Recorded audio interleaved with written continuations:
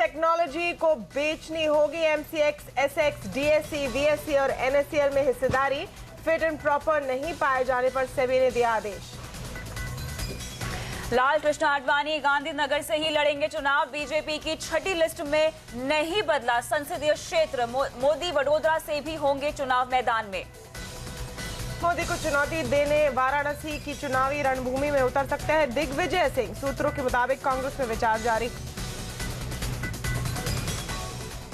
भारत जो है वो एंटरप्रेन्योर्स का देश है, बिजनेस करने वालों का देश है। दिक्कत ये हुई है कि सरकारों ने लोगों की स्पिरिट को जकड़ के छोड़ दिया है। आम आदमी पार्टी बिजनेस में निजी क्षेत्र को बढ़ावा देने के पक्ष में, मगर जरूरी चीजों के लिए सब्सिडी का भी किया समर्थन। अमेरिकी फेड की बैठक का दूसरा और अंतिम दिन QE3 कटौती जारी रहने के आसार। बैठक के नतीजे के इंतजार में सेंसेक्स निफ्टी ने दायरे में किया कारोबार। गवर्नमेंट जितनी ज्यादा ऐसे लगेगा कि विदाउट पार्टनर्स आ रही है, उतनी ज्यादा मार्केट रैली हो सकती है। सो एक सर्किट तो जायज है। बाजार में अभी और तेजी बाकी। बाजार के दिग्गज समीर अरोड़ा ने कहा, चुनाव बाद चमकेंगे पिटे हुए infra capital goods real estate के शेयर।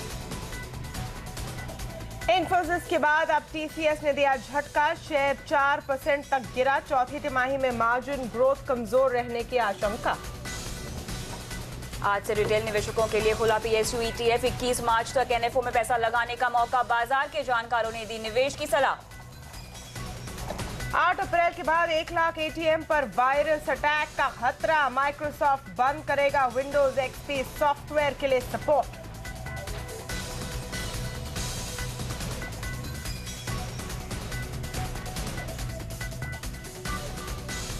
नमस्कार, आप देख रहे हैं आवाज एट 9। मैं हूं तमन्ना इनामदार दाता। नमस्कार, मैं हूं कविता थपलियाल। आइए डालते हैं नजर कुछ और सुर्खियों पर।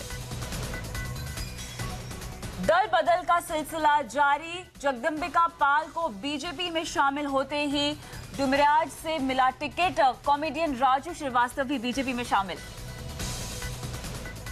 आमिर खान करेंगे वोट करने की अपील। चुनाव आयोग बनाएगा ब्रांड एम्बेसडर।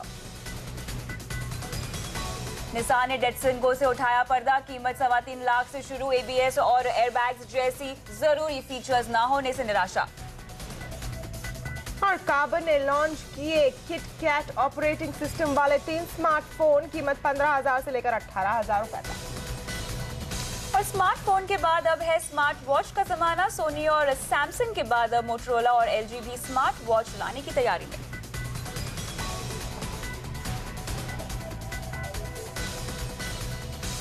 निवेश की मुश्किलें बढ़ती जा रही है। मार्केट रेगुलेटर सेबी ने FTIL को फिट एंड प्रॉपर नहीं पाया है। इस खबर पर ज्यादा जानकारी के लिए जुड़ रही अब हमारी सहयोगी हर्षिता सावत। हर्षिता, FTIL के खिलाफ आदेश में सेबी ने क्या क्या कहा है? FTIL के खिलाफ इनफैक्ट सेबी ने साफ आदेश जारी कर दिया है। वो बिल्कुल फिट एंड प्रॉपर नहीं है। FTIL को किसी भी एक्सचेंज, इक्विटी एक्सचेंज में हिस्सेदारी नहीं रखनी चाहिए। और इसके तहत MCX SX में जो करीब 5% की हिस्सेदारी फाइनेंशियल टेक्नोलॉजीज की है, इस समय वो बेचनी पड़ेगी। आपको बता दें, यहाँ पर इस ऑर्डर में स्पेसिफिकली उन्होंने कहा है कि FTIL बिल्कुल भी फिट एंड प्रॉपर नहीं है कि 2% से ज्यादा की हिस्सेदारी किसी भी इक्विटी एक्सचेंज में रखे। इसका मतलब सीधा यही है कि MCX SX में इनको अपनी हिस्सेदारी 2% से नीचे लानी पड़ेगी, या फिर जैसे ज्यादातर जानकार उम्मीद कर रहे हैं वो कंप्लीटली एग्जिट करते हुए दिखाई देंगे। साथ ही साथ उन्होंने ये भी स्पेसिफिकली कहा है कि फाइनेंशियल टेक्नोलॉजीज वो या फिर वो अपनी किसी कंट्रोल्ड बॉडी के तहत किसी भी इक्विटी एक्सचेंज का हिस्सा नहीं बन पाएंगे। ऐसे में जिन भी एक्सचेंजेस में फाइनेंशियल टेक्नोलॉजीज इस समय हिस्सेदारी होल्ड कर रही है, उससे उनको एग्जिट करना होगा। उन्होंने लगभग 90 दिनों का टाइम दिया है फाइनेंशियल टेक्नोलॉजीज को MCX SX में से एग्जिट करने के लिए। आपको याद होगा पहले ही इनको आदेश दिए गए थे कि MCX जब अपना राइट्स इशू ला रहा था कि FTIL या फिर जिग्नेशा या फिर वो प्रोमोटर ग्रुप फाइनेंशियल टेक्नोलॉजीज का उस राइट्स इशू का हिस्सा नहीं बनेगा। उनको साफ तौर से कह दिया गया है। और यहाँ पर FTIL कोशिश भी कर रही है अपनी हिस्सेदारी बेचने के लिए, जिसके लिए मर्चेंट बैंकर्स जेएम फाइनेंशियल के तौर पर अपॉइंट कर दिए गए हैं। तो ये बस एक और कड़ी है और यहाँ पर सेबी ने इनफैक्ट एक बहुत ही कड़ा आदेश इनको दे दिया है कि अगले 90 दिनों में उन्होंने इस स्टॉक एक्सचेंज MCX SX से अपनी हिस्सेदारी निकालनी होगी, एग्जिट करना होगा। बिल्कुल, शुक्रिया तमाम डिटेल्स के लिए हर्षदा। आगे बढ़ते हैं। एशियाई बाजारों में सुस्ती का असर आज भारतीय बाजार पर भी देखने को मिला। सेंसेक्स और निफ्टी में काफी फ्लैट कारोबार हुआ। आईटी शेयरों ने बाजार को नीचे खींचने का आज काम किया, जबकि मिड कैप ने कल की तरह आज भी अच्छी तेजी दिखाई। दरअसल FOMC बैठक से पहले भी बाजार वेट एंड वॉच के मूड में चले गए हैं। आज बाजार में हुए कारोबार को विस्तार से समझा रहे हैं हमारे मार्केट्स एडिटर अनिल सिंघवी। भारतीय बाजार लगातार दूसरे दिन इस हफ्ते पॉजिटिव क्लोजिंग देने में कामयाब रहे। हालांकि सेंसेक्स और निफ्टी में दिन भर ज्यादातर वक्त सुस्ती के साथ लेकिन हरे निशान में कारोबार होता हुआ दिखा। फर्स्ट हाफ में थोड़ी मजबूती थी, लेकिन आखिरी एक घंटे में फिर से थोड़ी प्रॉफिट बुकिंग निफ्टी पर आती हुई दिखी और हमने कल के लेवल के आसपास ही क्लोजिंग दी और सेंसेक्स में भी ऐसा ही रुझान रहा। लेकिन मिड कैप शेयर और स्मॉल कैप शेयर आज दिन भर फिर से मजबूती के साथ डटे रहे।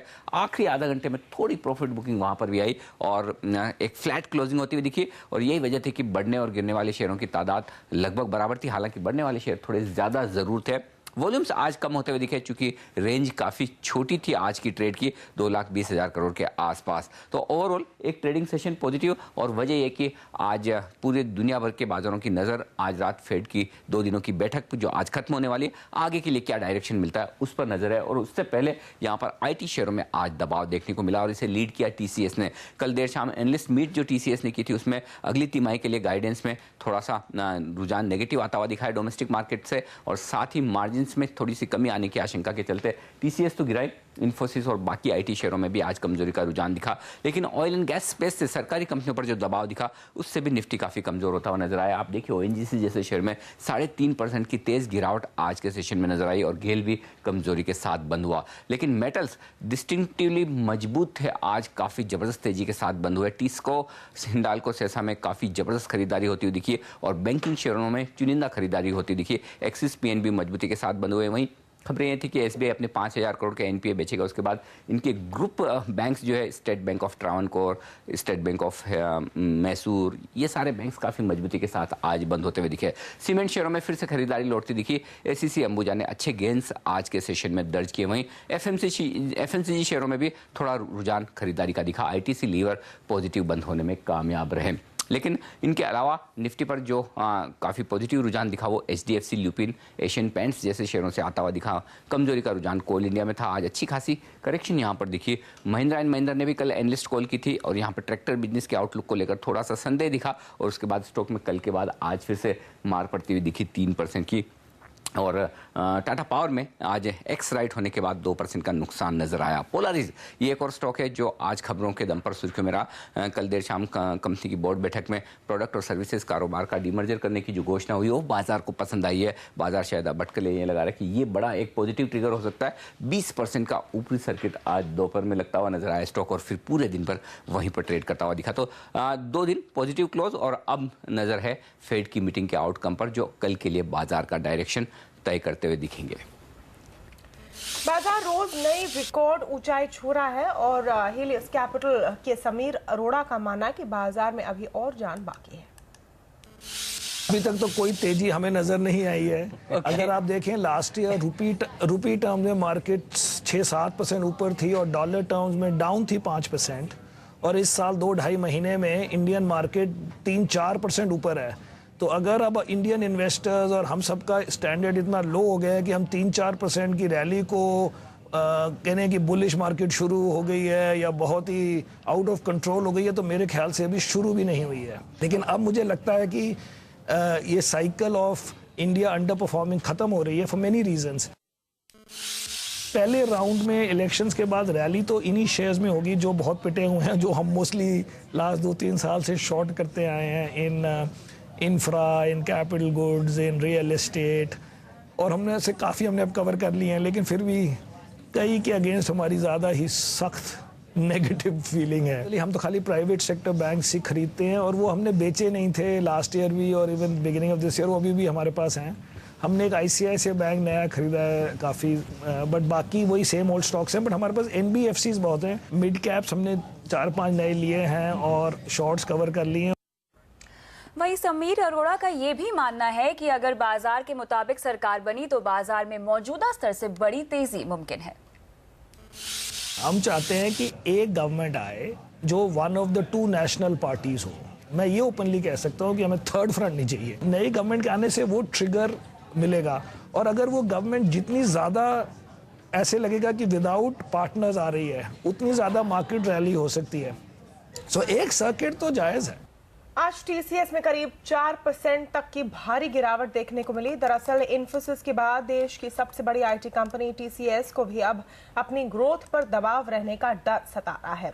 कल एनालिस्ट के साथ एक बैठक में कंपनी ने चौथी तिमाही में ग्रोथ कमजोर रहने की आशंका जताई। हालांकि दुनिया के बड़े ब्रोकरेज हाउसेस का टीसीएस पर भरोसा कायम है। गोल्डमैन सैक्स ने कंपनी के शेयर में निवेश की सलाह बरकरार रखी है। ब्रोकरेज हाउसेस के मुताबिक FY15 का आउटलुक FY14 के मुकाबले बेहतर है। वहीं क्रेडिट स्विस ने भी टीसीएस के शेयर पर आउट परफॉर्म रेटिंग दी है और शेयर पर ₹2750 का लक्ष्य दिया है, जबकि एडलवाइस ने भी खरीदारी की सलाह बरकरार रखी है और शेयर के लिए ₹2700 का लक्ष्य दिया है। उधर जानकार लंबी अवधि के लिए गिरावट पर इन्फोसिस, विप्रो, टीसीएस में निवेश आकर्षक बता रहे हैं। जो मार्केट में करेक्शन या फॉल आता है उसके अंदर बाइंग अपॉर्चुनिटी गिनी जानी चाहिए। Both TCS, Infosys, even for that matter Wipro, I would consider I think a buying opportunity into these frontline stocks. As far as the mid-size or the second tier IT stocks are concerned, I would consider that I think individually some of the companies are looking interestingly placed. A company where we have the coverage, we find that KPIT kind of a company looks I think quite interesting. और BJP में शामिल होते ही जगदम्बिका पाल ने बोला कांग्रेस पर हमला। क्या कहा बताएंगे ब्रेक के बाद। और बीजेपी और एनसीपी के गठबंधन की कयासों में है कितना दम, जानेंगे एनसीपी प्रमुख शरद पवार से इस ब्रेक के बाद।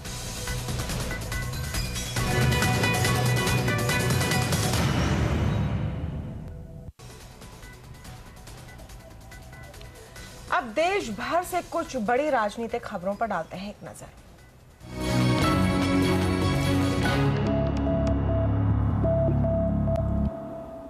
बीजेपी के वरिष्ठ नेता लाल कृष्ण आडवाणी की सीट को लेकर सस्पेंस खत्म हो गया है। वो गांधीनगर से ही चुनाव लड़ेंगे, जबकि नरेंद्र मोदी को वडोदरा से भी टिकट मिल गया है। बीजेपी की 6वीं लिस्ट में कौन कौन से नाम है, जानने के लिए बात करते हैं हमारे संवाददाता अतुल मिश्रा से। अतुल, क्या अपडेट से कौन से बड़े नाम है 6th लिस्ट में? लोकसभा चुनावों के लिए उम्मीदवारों की आज 6ठी लिस्ट बीजेपी ने जारी कर दी है। इस लिस्ट में बीजेपी ने 67 उम्मीदवारों के नाम का ऐलान किया है। इस लिस्ट में जो सबसे अहम नाम है वो लाल कृष्ण आडवाणी का है। उन्हें पार्टी ने गांधीनगर से उम्मीदवार अपना बनाया है। हालांकि चर्चा ये भी थी कि वो गांधीनगर के अलावा भोपाल से चुनाव लड़ सकते हैं इस बार, लेकिन फिलहाल इस आशंका को अब खारिज कर दिया गया है, क्योंकि पार्टी ने फिलहाल उनके नाम का ऐलान कर दिया है गांधीनगर से। इसके साथ ही बीजेपी के पीएम कैंडिडेट नरेंद्र मोदी की दूसरी सीट भी फाइनल कर दी है पार्टी ने। वडोदरा से नरेंद्र मोदी चुनाव मैदान में होंगे। इसके अलावा बनारस से भी वो चुनाव लड़ रहे हैं। साथ ही एक जो अहम नाम सामने बीजेपी ने इस लिस्ट में ऐलान किया है वो हेमा मालिनी का है। हेमा मालिनी को पार्टी मथुरा से अपना उम्मीदवार बना रही है। जाहिर सी बात है कि यहां से आरएलडी चीफ अजीत चौधरी के बेटे जयंत चौधरी मैदान में हैं और जाट वोट बैंक को लुभाने के लिए पार्टी ने फिलहाल हेमा मालिनी को यहां से उम्मीदवार अपना बनाया है। इसके अलावा एक अहम सीट डुमरियागंज की भी है। कांग्रेस छोड़कर आए जगदम्बिका पाल को बीजेपी ने डुमरियागंज से टिकट दिया है। यहां से वो टिकट चाहते थे। हालांकि बाड़मेर से जसवंत सिंह टिकट चाहते थे, लेकिन यहां पर फिलहाल पेंडिंग रखा है। पार्टी ने उम्मीदवार नहीं तय किया है, लेकिन जसवंत सिंह को दाहोद से टिकट दिया गया है। इसके साथ ही इलाहाबाद से श्यामाचरण गुप्ता चुनाव लड़ रहे हैं और जयपुर रूरल से राज्यवर्धन राठौर को दिया गया है टिकट। वो सीपी जोशी के मुकाबले मैदान में होंगे, क्योंकि सीपी जोशी जो इस समय बिहार के प्रभारी हैं कांग्रेस के, वो जयपुर रूरल से चुनाव लड़ रहे हैं। तो उम्मीदवारों के लिहाज से ये लिस्ट काफी अहम है बीजेपी की आज जो आई है। कांग्रेस खेमे से खबर आ रही है कि वाराणसी से बीजेपी के पीएम पद की उम्मीदवार नरेंद्र मोदी के खिलाफ दिग्विजय सिंह को उतारा जा सकता है। दिग्विजय सिंह ने कहा है कि अगर पार्टी चाहेगी तो वाराणसी से चुनाव लड़ने को तैयार है। इस पर अगले 2-3 दिन में फैसला होने की उम्मीद है। कांग्रेस नेता दिग्विजय सिंह ने पिछले 11 सालों में कोई चुनाव नहीं लड़ा है और खबर यह है कि पूर्व मुख्यमंत्री अमरिंदर सिंह को अमृतसर से अरुण जेटली के खिलाफ चुनाव लड़वाया जा सकता है। आम आदमी पार्टी के अरविंद केजरीवाल विनिवेश के पक्ष में हैं। उन्होंने सीएनबीसी आवाज के संपादक संजय पुगलिया से खास मुलाकात में कहा कि घाटे वाली कंपनियों से सरकार को निकल जाना चाहिए। हालांकि केजरीवाल सब्सिडी के पक्ष में भी हैं। उन्होंने ये भी कहा कि जिन जिन सेक्टर्स में प्राइवेट सेक्टर कंपटीशन संभव है, उन सेक्टर्स में प्राइवेट कंपनियों को बढ़ावा देना चाहिए। जहां जहां प्राइवेट सेक्टर कंपटीशन पॉसिबल है, वहाँ वहाँ आप उसको प्राइवेट सेक्टर के जरिए छोड़ दीजिए। जो जो सरकार की जिम्मेदारियां हैं, जैसे एजुकेशन है, हेल्थ है, सुरक्षा है, न्याय है, ये वाली चीज़ें सरकार को करनी पड़ेंगी। जहाँ जहाँ मोनोपोलीज हैं और कंपटीशन पॉसिबल नहीं है, वहाँ सोचने की ज़रूरत पड़ेगी, बिकॉज वहाँ पे प्राइवेट सेक्टर मोनोपोलीज एक और भी बड़ा राक्षस बन के खड़ा हो जाता है, जो कि सरकार से भी ज़्यादा, सरकार भी खराब है लेकिन प्राइवेट सेक्टर मोनोपोली उससे भी बड़ा राक्षस है। वहाँ एक दूसरी तरह की सोच लानी पड़ेगी।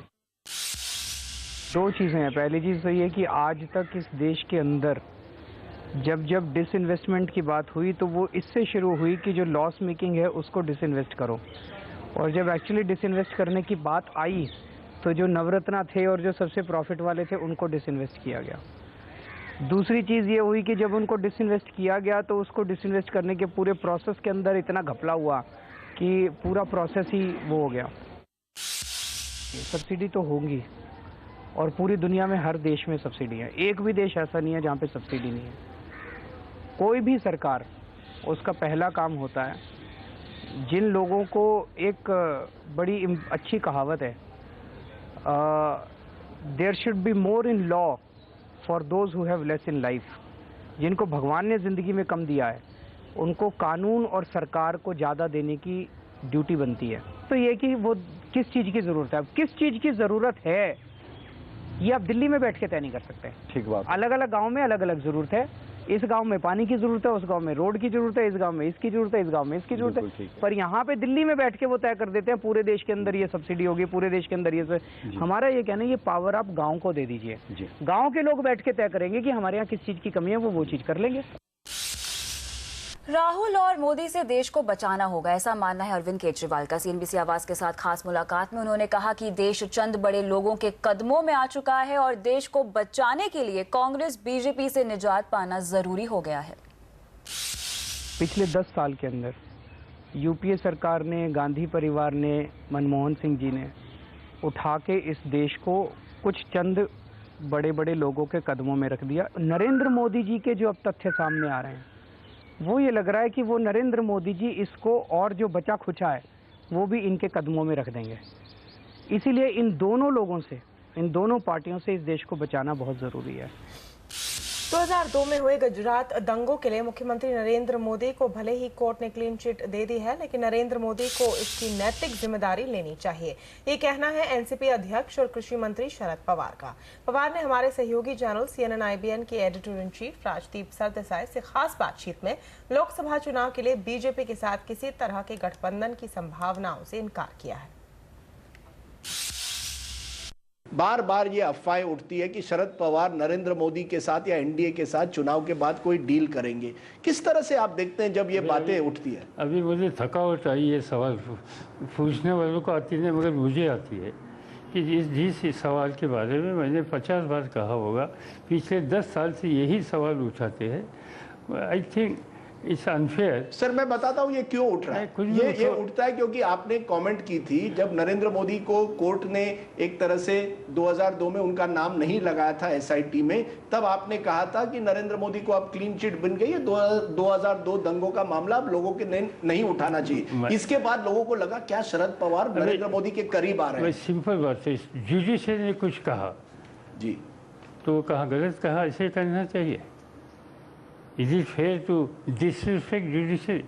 हमने इतना कहा कि भाई इस पर अभी बात करने की आवश्यकता नहीं, क्योंकि जुडिशरी ने इस बारे में कुछ कहा है। इससे आगे मैंने स्टेटमेंट नहीं दिया। जो आ रहा है वो मीडिया की तरफ से आ रहा है, मेरे तरफ से आ नहीं आ रहा। दल बदल मतलब टिकट पक्का, इस चुनाव में यही होता दिखाई दे रहा है। कांग्रेस के वरिष्ठ नेता जगदम्बिका पाल को बीजेपी में शामिल होते ही डुमरियागंज से टिकट मिल गया। पार्टी अध्यक्ष राजनाथ सिंह की मौजूदगी में जगदम्बिका पाल के अलावा कॉमेडियन राजू श्रीवास्तव बीजेपी में शामिल हुए। बीजेपी में शामिल होते ही जगदम्बिका पाल ने मोदी की तारीफ और कांग्रेस महासचिव राहुल गांधी पर हमला करना शुरू कर दिया। अगर हार के डर से भाग खड़ा होना होता तो मैं 1989 के बाद पार्टी छोड़ देता। आप एक मुखर चेहरा थे कांग्रेस के, लगातार मोदी विरोध की बातें भी करते थे, आप लगातार खुल के बीजेपी का विरोध करते थे। अचानक से क्या मोदी में और बीजेपी में बदलाव दिखाई देने लगा? देखिए, दो बातें हैं। एक तो हमारी पार्टी में जहां मैं 46 वर्षों तक मैंने मजबूती से काम किया, प्रखर ढंग से काम किया, उसमें 46 वर्षों के बाद मुझे लगा जो आज मौजूदा नेतृत्व है उस नेतृत्व के साथ कहीं जिस तरह की संवादहीनता, कम्युनिकेशन गैप, जिस तरीके का एक हमारे सीनियर जैसे लोगों को पद नहीं बल्कि रेस्पेक्ट जो चाहिए थी या रिकग्निशन चाहिए थी वो नहीं मिल रहा था और मेरे जैसे बहुत से एमपी वो घुटन महसूस कर रहे हैं। यानी आपको बीजेपी ने वायदा कर दिया है टिकट देने का भी? नहीं, ये फैसला तो सेंट्रल इलेक्शन कमेटी करेगी और मैं जब आज पार्टी मैंने ज्वाइन किया तो मैंने कोई शर्त नहीं लगाई है और जो भी इलेक्शन कमेटी का फैसला होगा उसको मिलेगा। और रिटेल निवेशकों के लिए कैसा है PSU ETF, देखिए क्विक के बाद। और निसान ने उतारी डेटसन गो, क्या है इस छोटी कार में खास और किसे मिलेगी टक्कर, बताएंगे ब्रेक के बाद।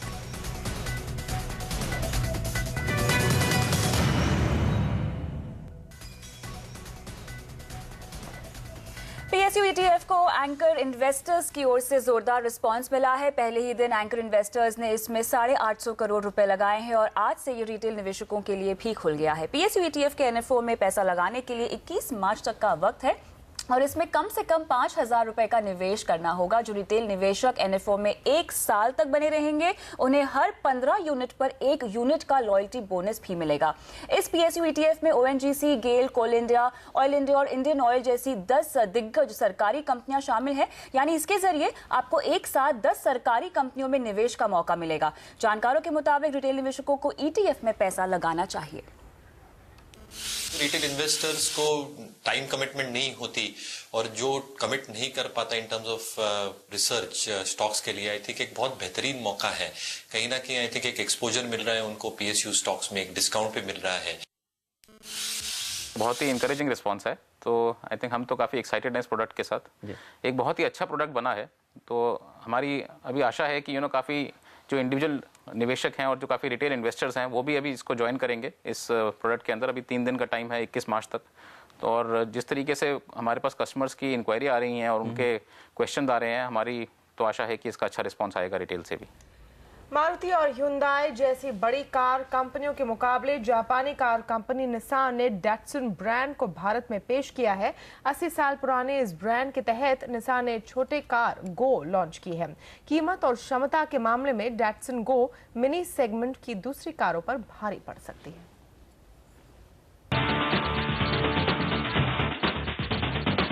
एंट्री लेवल कारों के मामले में मारुति और ह्युंडई को डेटसन की कड़ी चुनौती का सामना करना पड़ सकता है। करीब 4 साल पहले हैचबैक कार माइक्रा के साथ मास सेगमेंट में उतरने वाली निसान ने अब डेटसन गो लॉन्च की है। डेटसन गो में 1200 सीसी क्षमता का पेट्रोल इंजन है और ये कार केवल 13 सेकंड में 100 की स्पीड पकड़ सकती है। कंपनी का दावा है कि गो 1 लीटर में 20 किलोमीटर का माइलेज देगी। कंपनी ने गो की एंट्री वेरिएंट की कीमत 3,12,000 रुपए रखी है, जबकि इसके टॉप मॉडल की कीमत 3,70,000 रुपए है। जाहिर है कि कीमत के मामले में गो मारुति की ऑल्टो और ह्युंडई की इओन को कड़ी टक्कर देगी। हमने प्रोडक्ट के अंदर कुछ ऐसे डिफरेंशिएटर्स पैदा किए हैं जो कि इस सेगमेंट के ग्राहक को आज तक मिले नहीं थे या आज उसके पास नहीं है। तो हम ये सोचते हैं कि ये जो अट्रैक्शंस हैं वो इस ग्राहक को अट्रैक्ट करेंगे और हमारी डेटसन गो जो है इस सेगमेंट में सक्सेसफुल रहेगी। हालांकि डेटसन गो में इस सेगमेंट की दूसरी कारों के मुकाबले फीचर्स कम हैं। मसलन ABS और एयर बैग जैसी जरूरी फीचर्स गो में ऑप्शन के तौर पर भी आपको नहीं मिलेंगे।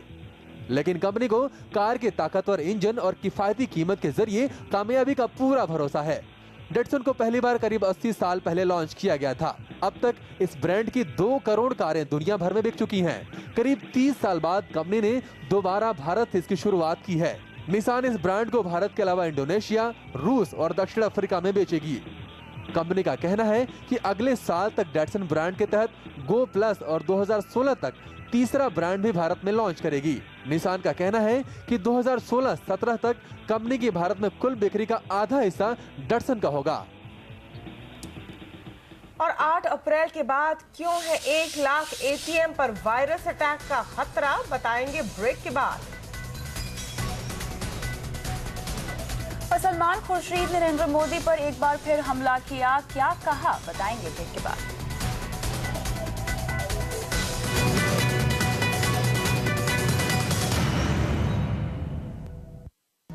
मेट्रो जैसा बड़ा नहीं है इनका नाम, पर वाकई बड़ा है इनका काम। ये हर रोज तरक्की की नई उड़ान भरते हैं, ये सपने देखते हैं, एक नए इंडिया की कहानी कहते हैं। ये हैं future cities of India. CNBC आवाज ले जाएगा आपको उन शहरों में जो हैं बदलते हिंदुस्तान की पहचान। छावन ग्रुप प्रेजेंट्स CNBC आवाज future cities of India Kolhapur, 22 मार्च इन वक्त पर, सिर्फ CNBC आवाज पर। 8 अप्रैल के बाद भारत के 1 लाख एटीएम पर वायरस अटैक का खतरा बढ़ सकता है। माइक्रोसॉफ्ट विंडोज XP सॉफ्टवेयर के लिए सपोर्ट बंद कर देगा। देश में अधिकतर एटीएम विंडोज XP पर ही चल रहे हैं, इसलिए रिजर्व बैंक ने बैंकों को कहा कि वो जल्द अपने सिस्टम अपडेट करें। चलते हमारे संवाददाता वीरेंद्र व्यास के पास, जिनके पास और डिटेल्स हैं। वीरेंद्र, बैंक अब क्या करेंगे? जी देखिए, माइक्रोसॉफ्ट पिछले काफ़ी समय से ये कह रहा है कि उनका जो ऑपरेटिंग सिस्टम है विंडोज़ XP, ये 8 अप्रैल से उसके लिए वो सपोर्ट बंद कर देंगे। देश में करीब 1.5 लाख एटीएम है, जिसमें से अधिकतर जो एटीएम है वो विंडोज़ XP के ऊपर ही चल रहे हैं। तो हमने जब जानकारों से पूछा तो उन्होंने ये कहा कि देश में करीब 40,000 जो एटीएम है वही अप्रैल 8 तक अपग्रेड हो पाएंगे, यानी 1 लाख जो एटीएम है उन पर अभी भी वायरस अटैक का खतरा बना हुआ है। इसीलिए RBI ने सभी बैंकों से ये कहा है कि वो अपने जो भी एटीएम है या जहां पर भी ब्रांच में उन्होंने विंडोज़ XP ऑपरेटिंग सिस्टम लगा रखा है उसको अपडेट कर ले, ताकि आगे जाकर उन्हें दिक्कत ना हो।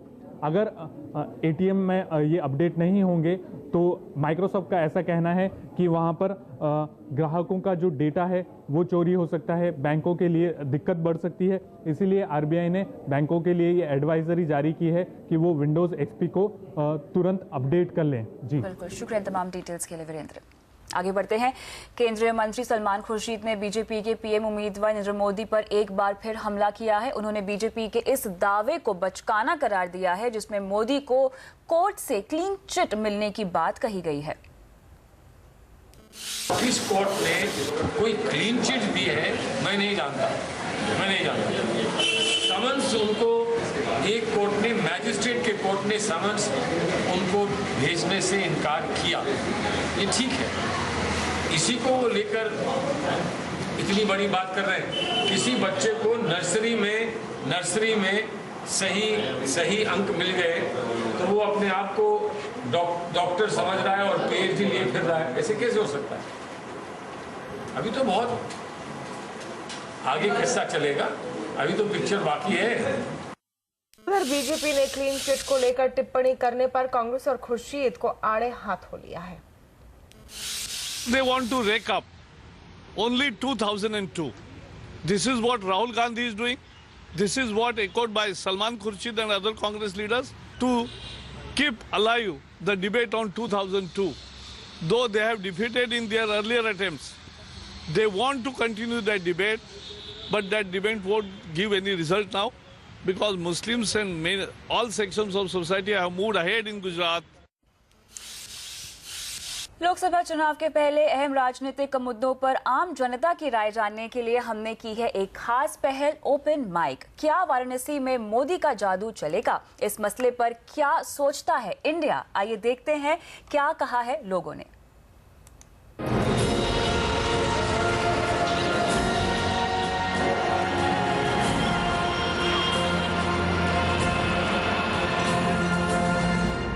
डॉक्टर साहब, मैं आपसे सबसे पहले पूछना चाहूंगी, कैसा महसूस हो रहा है आपको? कैसा लग रहा है कि नरेंद्र मोदी यहाँ से उम्मीदवार हैं? देश की उम्मीद मोदी जी में है। अगर मोदी जी ने उम्मीदवार अपने को यहाँ बनाया है, उन्होंने हमसे उम्मीद की है काशी की जनता से, तो काशी की जनता उन्हें निराश नहीं करेगी। बहुत ही जोरदार मतों से वो जीतेंगे। वहाँ पे एयर स्ट्रिप जरूर है जहाँ बिरला आके रुकते हैं, पर वहाँ पे रेल नेटवर्क अभी तक बन नहीं पाई। वहाँ पे लोग जो हैं बेरोजगारी से अभी भी जूझ रहे हैं। मोदी जी अपने काम में थोड़े थोड़े ऑटोक्रेट हैं। यहाँ ऑटोक्रेसी भी डेमोक्रेसी चाहिए जी, और वो ये सारे गुण मोदी जी में विद्वान है। मोदी जी की कथनी और करनी में कोई अंतर नहीं है, वो करके दिखाते हैं। जिस तरह से गुजरात को उन्होंने एक मॉडल के रूप में देश में प्रस्तुत किया है जी, उसी तरह से काशी का भी विकास होगा। काशी की जनता इतनी उत्साहित है मोदी जी के नाम पे, वो घर घर मोदी, हर हर मोदी। ये काम कर सकते हैं कि बनारस की यूनियन टेरिटरी टाइप कुछ बना दें,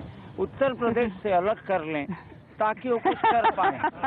यूटोपिया साइंटिफिक रियलिटी को समझने की जरूरत है जी। ये शहर सरोगेटेड मदर है क्या जी, कि किराए का कोख कोई भी चला आता है, कहता हम आपके प्रतिनिधि हैं। ह्यूमिलिएशन ऑफ द सिटी, कि शहर के गर्भ से कोई राजनेता जन्म नहीं ले सकता।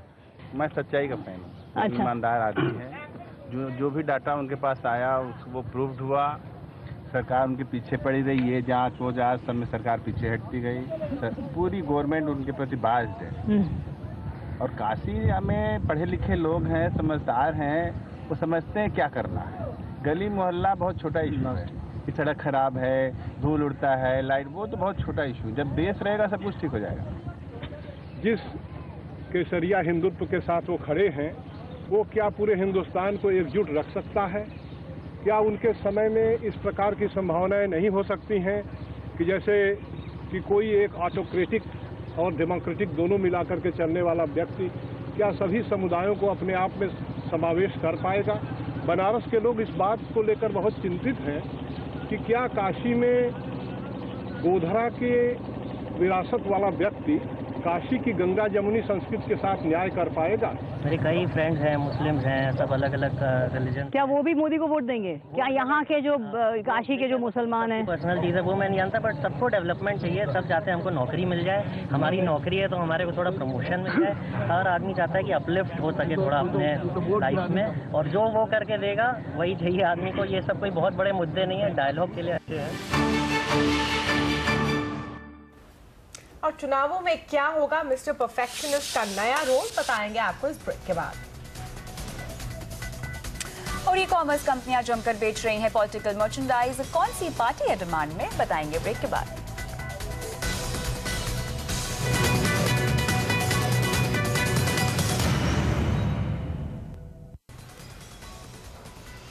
मिस्टर परफेक्शनिस्ट के नाम से मशहूर आमिर खान चुनाव आयोग के ब्रांड एम्बेसडर बनेंगे। आमिर खान अब वोटिंग की अहमियत बताते हुए लोगों से वोट करने की अपील करते हुए नजर आएंगे। वोटिंग के लिए जागरूकता फैलाने वालों में बैडमिंटन खिलाड़ी साइना नेहवाल और भारतीय क्रिकेट टीम के कप्तान महेंद्र सिंह धोनी के साथ अब आमिर खान का नाम जुड़ जाएगा।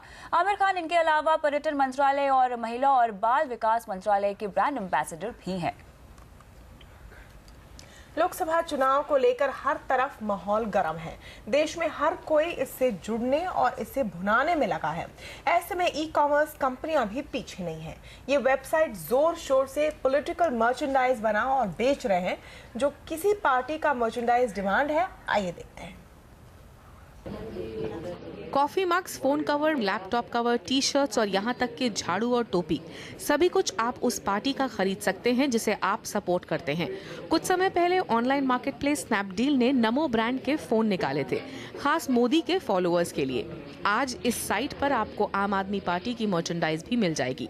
इसी तरह bluegap.com पर आपको प्रोडक्ट्स की एक लंबी रेंज मिलेगी, जिसमें कांग्रेस के डेवलपमेंटल थीम, आम आदमी पार्टी के भ्रष्टाचार विरोधी स्लोगन और बीजेपी के स्ट्रॉन्गेस्ट ब्रांड मोदी का चेहरा नजर आएगा। ने रियलाइज किया कि मार्केट में एवरीवन, बीट यूथ और beat older guys, everyone is talking about politics. हर कोई politics के बारे में बात कर रहा था। तो वैसे this is a first time actually in India when लोग politics के बारे में बात करना चाह रहे हैं।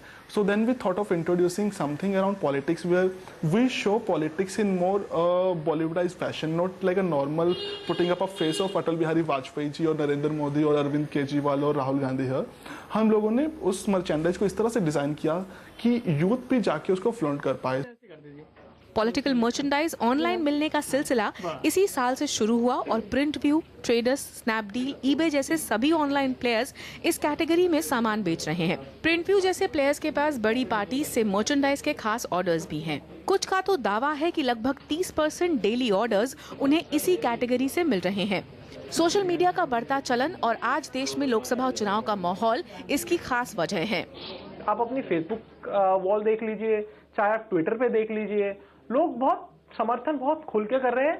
एंड सिर्फ इतना ही नहीं, खाली फेसबुक पे नहीं, खाली अपने सोशल मीडिया पे नहीं, वो ये भी चाहते हैं कि वो उसको अपने फ्रेंड सर्कल में बढ़ाएं अपने। और उसका सबसे अच्छा तरीका यही है कि आप उसको पहने, आप उसको you wear the thought, you know, like in English we say you wear your heart on your sleeve.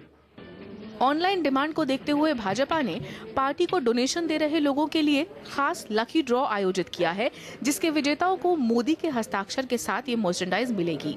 लोगों में अपनी बात कहने की ताकत आ गई है, इसलिए लोग जमकर ये मर्चेंडाइज खरीद भी रहे हैं। इसे खरीदने वाले अधिकतर लोग टियर 2 और टियर 3 शहरों से हैं। अमूमन 25 से 40 साल के इन कंज्यूमर्स में आप और भाजपा की मर्चेंडाइज ज्यादा पॉपुलर है। श्वेता भंद्राल, मुंबई। और घरेलू हैंडसेट कंपनी कार्बन ने लॉन्च किए 3 नए स्मार्टफोन। कितने हैं कीमत और क्या है फीचर्स, बताएंगे ब्रेक के बाद। और स्मार्टफोन के बाद अब स्मार्ट वॉच का जमाना। कितनी स्मार्ट है मोटोरोला और एलजी की ये घड़ियां, बताएंगे ब्रेक के बाद।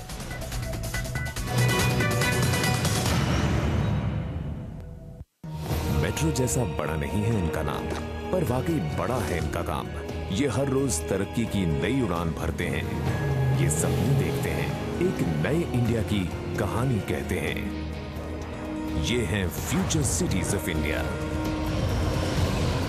सीएनबीसी आवाज ले जाएगा आपको उन शहरों में जो हैं बदलते हिंदुस्तान की पहचान। छावन ग्रुप प्रेजेंट्स सीएनबीसी आवाज future cities of India Kolhapur 22 मार्च इन वक्त पर, सिर्फ सीएनबीसी आवाज पर। स्वीडन की car company Volvo luxury sedan segment में अपनी पकड़ मजबूत करेगी। इसके लिए कंपनी ने वॉल्वो S80 को नए अवतार में लॉन्च किया है।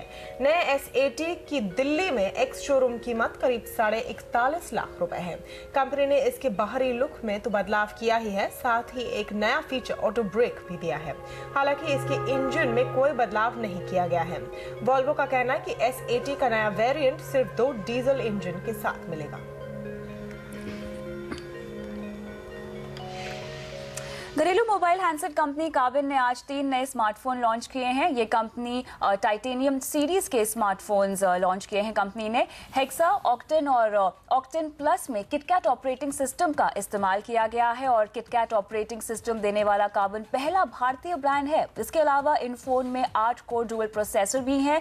इन वजहों से कार्बन के इन फोन में आपको वो सारे फीचर्स मिल जाएंगे जो किसी महंगे ब्रांड के स्मार्टफोन में होते हैं। कार्बन ने हेक्सा मॉडल की कीमत 16,990, ऑक्टेन की कीमत 14,990 और ऑक्टेन प्लस की कीमत 17,990 रुपए रखी है। कार्बन को उम्मीद है कि वो जल्दी ही इस सेगमेंट में बड़ी कंपनियों को पीछे छोड़ देगी। आज जो टेक सेवी दुनिया है, जिनको बड़ी तेज गेम खेलनी है, तेज वेब ब्राउजिंग करनी है, तो उनके लिए उतना पावरफुल इंजन भी चाहिए होता है। तो ये जो हमने आज लॉन्च करी है, इसमें वो 6 कोर 8 कोर की टेक्नोलॉजी है, जिसमें आप एकदम स्पीड से भाग सकते हैं। स्मार्टफोन्स के बाद अब स्मार्ट वॉचेस धूम मचा रही हैं। वेयरेबल टेक का ये कॉन्सेप्ट आने वाले दिनों में रोजमर्रा की जिंदगी को बदल सकता है। सोनी, सैमसंग जैसे बड़ी कंपनियों के बाद मोटोरोला और एलजी भी अपनी स्मार्ट वॉच लाने की तैयारी में है। स्मार्टफोन का दौर धीरे धीरे खत्म होता जा रहा है और अब जमाना आ रहा है वेयरेबल टेक का, यानी ऐसे गैजेट्स जिन्हें आप जेब में रखने के बजाय पहनकर चलें। वेयरेबल टेक में सोनी और सैमसंग जैसे दिग्गजों ने तो पहले ही दस्तक दे दी थी अपनी हाईटेक स्मार्ट वॉच और स्मार्ट बैंड्स के जरिए, पर अब मोटोरोला और एलजी भी अपने स्मार्ट डिवाइसेस लेकर आ रहे हैं। सबसे पहले नजर डालिए मोटो 360 पर। मोटोरोला की तरफ से ये उसकी पहली स्मार्ट वॉच है। मोटो 360 गूगल के एंड्रॉइड वेयर प्लेटफॉर्म पर चलती है। मोटो 360 को ओके गूगल के लिए इनेबल्ड बनाया गया है। ओके गूगल कहकर आप इसके वॉइस असिस्टेंट को एक्टिवेट कर सकते हैं और उसकी मदद से एसएमएस, ईमेल, सर्च, मैप्स कुछ भी एक्सेस कर सकते हैं। मोटो 360 की एक और खासियत ये है कि ये दिखने में किसी घड़ी जैसी ही दिखती है। मोटो 360 इस साल गर्मियों में अमेरिकी बाजारों में दस्तक दे देगी। मोटो 360 के साथ साथ LG भी अपनी G वॉच से जल्द ही पर्दा उठा सकता है। LG G वॉच भी एंड्रॉइड वेयर प्लेटफॉर्म पर ही चलेगी। वक्त बताने के अलावा LG G वॉच आपको हेल्दी और फिट रखने में मदद करेगी। आपके लिए फिल्मों के टिकट या टैक्सी बुक करवाएगी। साथ ही रेस्टोरेंट्स में रिजर्वेशंस कराने में भी मदद करेगी। LG G वॉच के एग्जैक्ट स्पेसिफिकेशंस के सस्पेंस पर से तो जल्द ही पर्दा उठेगा, पर इंटरनेट पर फैले वायरल इमेजेस से इतना तो अंदाजा लग गया है कि डिजाइन के मामले में ये LCD स्क्रीन वाली किसी डिजिटल वॉच की तरह लगेगी। LG G वॉच जुलाई तक बाजार में आने की उम्मीद है।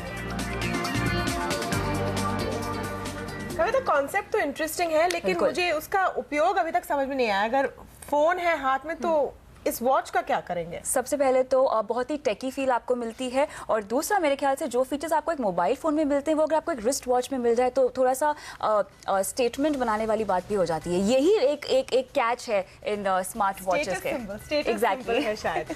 और आवाज एट 9 में फिलहाल इतना है। दीजिए इजाजत, नमस्कार।